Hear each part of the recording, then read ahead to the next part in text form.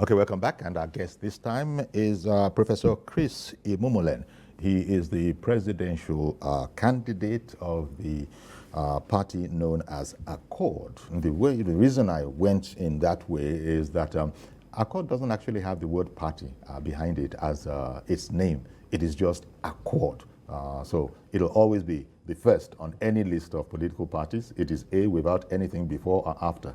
Yeah. You're very welcome, Professor Chris Imumolen, presidential candidate of the party known as Accord. Now, we've been talking about, there are different perspectives, and I imagine the issues will be different when it comes to the two segments, the presidential and the National Assembly, as well as the state governorship and the houses of assembly.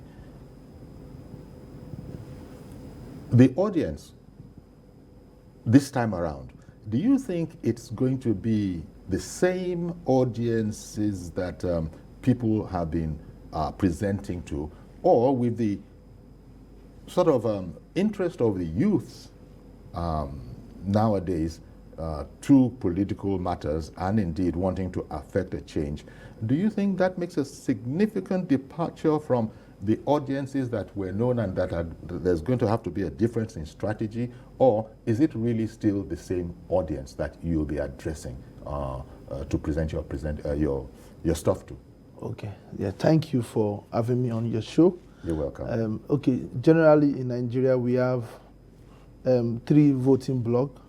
As in before now, we have the Northern block, we have the Bible Belt that contains about 19 states, and we have the Rocky block. These are 3 voting patterns we have in Nigeria. But of course, if you also look at the numbers of persons, the population of people who eventually turn out to vote, I don't think we've had it in record that 50% of voters registered turn out to vote. Usually it's less than that. Look at the Ekiti, look at the Osun election. Osun, pretty well, we had a lot of turnout, but it was not up to 50%. So, but what we are looking at, and our prayers for the 2023 with the awareness, with what is happening economically now, Nigerian youth, the women, are beginning to think that, okay, we need to participate in the next election. And we also pray, believing that there will be fair security around Nigeria, from the southeast to the north, the southwest. Of course, this will create more opportunity for voters to turn out to vote. And people beginning again to believe that there is vote truly count. Yes. You know, this as this belief that vote don't count also had them discourage a lot of participation. Why do I need to go out to vote when my vote eventually will not count? We've seen INEC also becoming, being stiff about ensuring that new technology is being imputed into the electoral process.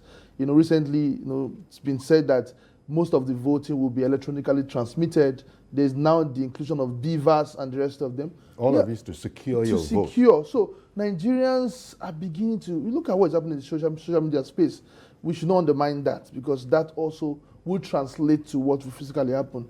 And I'm happy you went there. There are those who are saying that is not a necessary logical conclusion. No, it's not. Except we do not want to be realistic. It is. Okay. The only concern is that particular block fall under the Rocky block, which actually constitutes 10% of the vote. Many of the elites, many of those that know, usually have lessly impact on the vote. Many would not, but I believe maybe many would not even have their PVC and the rest of them. If you look at the voting line during every election, look at those who are lined up. You see, they are women, largely uneducated, youth. But if you look at them, maybe 10% of those lines constitute the real elite. Okay. So that is just it. It will count in terms of the awareness, but will it count in terms of number of votes, considering if they do have their voters card, and again, if we look at what I said initially, that we have less than 50% turnout to vote. If we are able to have more turnout to vote, which is our prayers, then that will mean that we'll be looking at another audience, different from the 3 blocks that we usually have. A new set of block, my competitors are those that never voted. Let's take example from the US, when Obama, he said, I focused on those who never voted before. So there are many persons who never voted before in Nigeria. Many of them are incorruptible. When I say incorruptible, meaning that they don't understand this, they've not, so many might be churning out. So imagine if 30% of that population churn out. So yes, a new bloc is being formed, and we are looking at it based on the activities we are seeing on the social media, the awareness that is happening there. I personally, as a presidential candidate, I will not overlook what is happening. I believe in the potency of social media space, as it will affect the voting pattern. All over the world, look at the Kenya election, you will know that what happened in social media affected the outcome. Look at the Grenada election, look at the Paris election. All over, social media is beginning to play. And you think Nigeria is no less a part of it? No, Nigeria is one of the highest countries that consumes social media technology. Even in Africa, we are probably number 1 or number 2.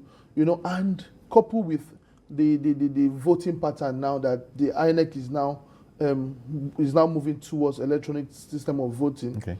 Yeah, so you're not among those who are saying or have a belief that social media activity, no matter how intense, is not necessarily going to translate into votes. That is what some observers, analysts, experts are saying. That it's one thing. And since you can't vote on social media anyhow, you disagree with that? No, I disagree. You know why? Because everything that a man is exposed to, once our 5 sense of organ is exposed to a particular thing repeatedly, we become that. Our phone has become one of the things that we look onto. Even if you go to people's house, nobody watches for TV information anymore. Exactly. Everybody is always looking at the phone, and our eyes is being fed with this information. Whether or not that is a good thing, the debate is still on as to how it is affecting our lives. But at the presidential level of campaigning, of course, there are going to be a lot of hard questions that people had better be crafting the answers that they have. There's the whole issue of, security number 1, because without security, you can't do anything else. So security number 1, then there's a whole matter of jobs. And I don't even know where to put corruption. What are the ideas that you have about corruption? Because I don't know. I'm not being cynical when I say that I don't even know what qualifies as corruption in our country, because you see that some things are, what they are, and it's no big deal. Do you think people will be ready to answer hard questions? When I say people, of course, talking about your audience, presidential candidates, and especially House of National Assembly members, but in particular, the guy on whose table the buck stops. What are his thoughts about, and what is he going to be able to do about corruption, for instance? You as a person, I know you know your own plan. Do you think the other colleagues in the field are able to come up with a worthwhile pitch? Okay, quickly. The issue of corruption is a fundamental issue to Nigeria, because as a country, we have lived with it for too long. It's been part of our system. That is just the truth. Unfortunately. Because if we must solve a problem, we must be factual about it. Corruption has eaten deep into every sector of the economy, not just politics alone, even private sector, in schools, in even in religious gatherings. It's even in families, homes. Corruption has been is more like a way of life. So if Nigeria is looking towards an incorruptible leader, number 1, Nigerians as a nation must also be ready for sacrifice. Because once we start building a system that will cover every corrupt practices, then Nigeria should be able to adjust. Our life is already built on this for many years, since 1950, 1960s, 90. So if we must change, 1, we need a leader who will understand how to systematically have it to change in a way that we don't kill corruption and kill the nation. Yes. Well, you see that's a problem right there. Part of this is the part of the delicate aspects of our situation here. you don't kill the nation while you're killing corruption. Yeah. It's that sentence in there, it's loaded because in fact, we even have out there, as you know, what's the statement? Stealing is not corruption. People are still trying to understand that, but it came from no insignificant place. Let me say this. We must be very technical about fighting corruption. That is just, we must be very technical. For me, the best way to fight it is to begin to build a system around everything we do. Once we begin, we are in a country where we do not really have a system. Once there's no system in place, it's a fair place for corruption to happen. Anywhere, even in our organization, in our homes, in the church, in the mosque, everywhere.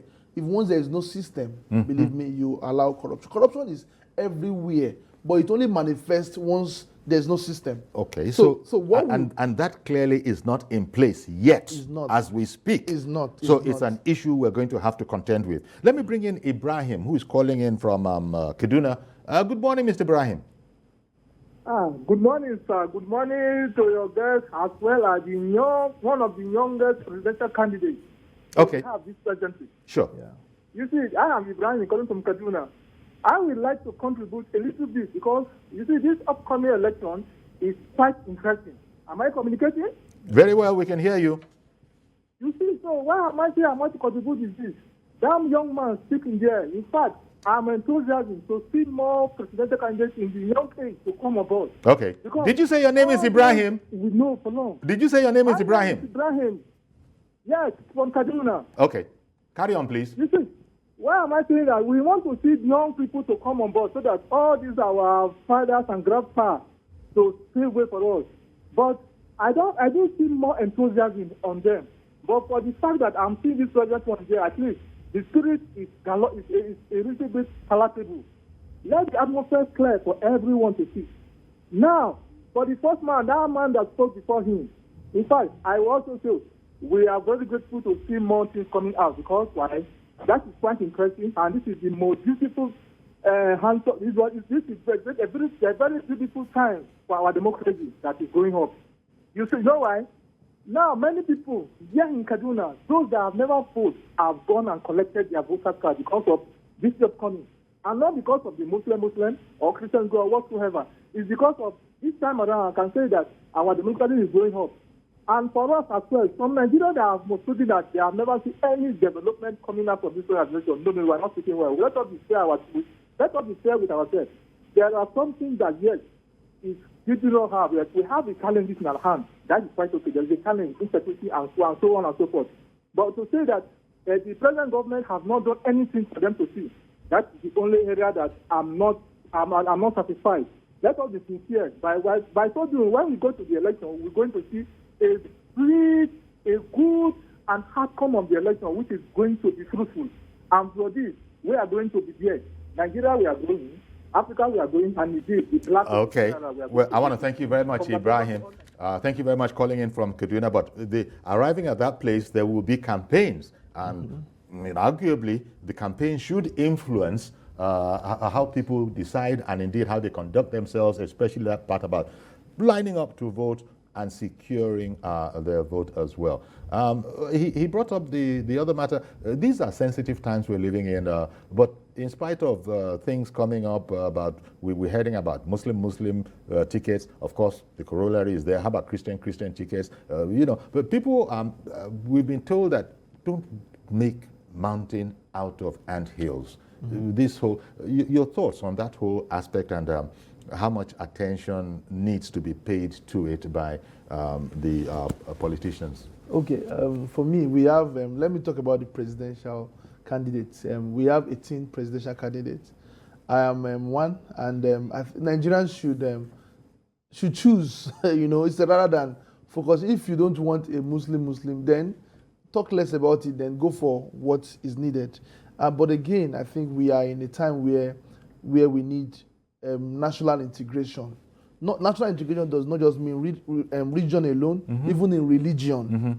We must begin to apply unity, because one of the biggest challenges we have in Nigeria is the disunity of every sector of the country. That is why you begin to see some agitation from a particular southeast, northeast, and the rest of them wanting to. We've read about even from the southwest. But we are different peoples. The advice is that don't play up these differences because there is more that unifies us than differentiates between us. Is the theory, right? Yeah. Is the way it goes. Yeah. Let me bring Mazi Okorafor in. Good morning, Mazi Okorafor in Arochukwu. Good morning, sir. Good morning, Professor Chris Imumolen. Wow. Honorable, I want to find out from you, our position as that. Now, this issue of social media voters, at least the youth, let's assume 70% of youth are into this social media. That the youth should know very well that there is no polling booth in the social media forum where you go there, use your social media and vote. You still have to come back and use their voter's card. But my question to Prof. Chris Imumolen. Now, you have seen the lingering factors affecting us to strike presently. Okay. Let's assume you are the president of Nigeria today. How will you tackle such a situation now? And how will you keep food on people's table? Mazi, he can't start to answer your question now because, you know, we have to wait for October 12 now. We have to wait for October 12. Okay, as you are waiting for October 12, I pray for him. I pray for him at least. He has now come to ginger the youth. Yeah. Okay. There is hope for the youth of this country. Indeed. And he's a young man, very, very vibrant. Okay. I pray for him. But the question is, he should try as much as possible and make sure all these Accord Party members in all the states, they should look for Senate, House of Rep, House of Assembly, even governors. Okay. And you come up for this. Yeah. We pray for you for the successful career. Indeed. Good morning. Good morning. Indeed, because we were talking about it just before coming on air, and you recall that the party called Accord in the Osun election, it came third, you know, after APC and PDP, Yes. PDP and APC. Yes. You know, it came third in there. So, as I was saying, these issues are there, but people are going to have to negotiate them. Because as important as they were, I was making the point that we actually are different. But the difference does not mean that there is no, we can't be homogeneous as one people. So that, I imagine, is what people have to watch out for, because there are a lot of political expressions that are emphasizing our divisions. Okay, yeah, that is true, because up there's no division. When I say up there, amongst the leaders. Yes, there isn't. We Yeah, have groups of interfaith, right. the Muslim and the Christian coming together. Yeah. You see the Sultan of Sokoto and the Khan chairman, you know, dining together. Up there's no differences. But we only use religion, ethnics, and the rest as a tool to divide those, just for personal gain. Who are not as enlightened, yes, unfortunately. Up there's no difference. Maybe that should also speak to education. Yeah. And Mazi brought in the whole matter of ASU, an aspect of education. Speak to the education of the people. It's because people are not sufficiently enlightened is why elders or people up there can use that deficiency as a tool, yes. As a tool. Yes. And again, since we understand that it's important to the Nigerian people, the leaders must also be careful with it too. Because we've seen countries like Rwanda who went into war, genocide, just because of rumor, wrong news. We've seen people being killed in villages just for rumor. So since we understand that this information is very key to the people, then we must be very careful with the way we decide, with the way we do things. Because at the end of the day, Nigerians is our employers. Nigerians are the one going to employ us for this job to manage the country. So we must be very sensitive to their reasoning, to the way they think, to their psychology. And crafting your message and ensuring that appropriately. Yeah. Ladeji has called in from Jos. Good morning to you, sir. Good morning, Uncle Yori. How are you? Good morning, ma'am. Is it a lady? Good morning to you. Yeah. My contribution is about the youth themselves. Actually, I'm not even for any of these old people. I am an old woman. I'm in my 70s, and I'm tired of them We are supposed to take care of our children, but we are killing them in so many ways. So I'm not really for APC or PDP. 70 isn't that old.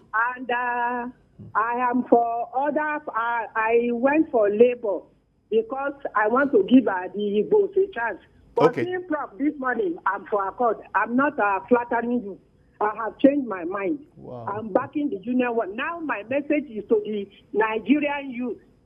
You are the one that have Nigeria. Yeah. We were almost going. Even this one that are wrecking Nigeria are almost going, whether they like it or not. Time will tell. They have to go. So please, they should come out and leave these old people alone because of what they tell 1,200,000 that they are getting. All these other younger ones, even the one in SCP is a very young person, but they don't have money. Even if they do, they know how they got their money. They don't have money to spring up and down for useless, because when you buy votes, when you buy the position, you must pay for it, and it's Nigerian money you are going to use. So my appeal to Nigerian youth, they should leave these old people. So those of them in their 30s or middle 30s or early 40s, they've never seen Nigerian good. They were born into poverty. They are still growing. A 40-year-old boy is not married because he doesn't have something going. Please, Nigerian youth, join all these younger parties and better your life. Good morning and God bless Nigeria. Well, Thank you. good morning, ma'am. Thank you very much. Interesting message. Yes. Yes, your comment. you know, she actually said that she's looking for a difference, and that as of this morning, listening to you, she switched. Yes, and so she's going to keep on waiting, keep on listening. I beg your pardon. Yes, if you look at the demography of those who have actually led Nigeria to prosperity in the past, they did so when they were young. That is true. Look at those who fought for independence. In 1956, a man called Tony Enaro moved the motion for independence at 19 years. 19 years. So before now, we used to have ministers at 29 years. That's right. We had Gowon was a head of state at 32 years. So and they did very well. And that again shows to us that there's prosperity. I'm not saying that those who have been there, the experience does not count. What I feel they should be doing to us is to support, guide us, but a youthful president should be at the ends of affair, because we have that passion. Personally, we have that passion, and passion is key to development. Let me take our last caller. Good morning, Ada in Jos. Hello, good morning, Mr. Yura, and good morning to your guests.